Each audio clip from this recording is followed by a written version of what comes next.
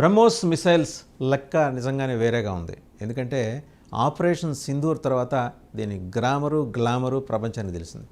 So దేశాలు queue కడుతున్నాయి, మాకు ఇవ్వంటే బాకి ఇవ్వండి అని చెప్పేసి. ఆల్రెడీ ఫిలిప్పీన్స్ తోటి మనం రక్షణాపరంగా ఒక అవగాహన కుదుర్చుకున్నాం. అండ్ అలాగే ఇప్పుడు ఇండోనేషియా తోటి కూడా ఒక అవగాహన కుదిరింది, వాళ్ళకి బ్రహ్మోస్ మిసైల్స్ అందజేయడం కోసం. దేన్నైనా మనం దాని పనితీరు చూడాలంటే మొదట ఒక టెస్ట్ డ్రైవ్ కావాలి. ఆ టెస్ట్ డ్రైవ్ ఆపరేషన్ సింధూర్ అనమాట. బ్రహ్మోస్ పనితీరు గురించి ప్రపంచం మొత్తం తెలిసింది. సరే, పర్పస్ టెర్రరిస్ట్ క్యాంప్స్ను డిస్మాంటిల్ చేయడం అయినప్పటికీ బ్రహ్మోస్ దాని పనితీరు ఏంటి, అది ఎలా బ్రహ్మాస్త్రంలా పనిచేస్తుంది అని. ఇవే కాదు, బ్రహ్మాస్త్రమే కాదు, భారతదేశం దగ్గర సుదర్శనాస్త్రం, పాశుపతాస్త్రం కూడా రాబోతున్నాయి త్వరలో అనే ఇండికేషన్ బ్రహ్మాస్త్రం ఇచ్చింది, బ్రహ్మోస్ ఇచ్చింది అనేది.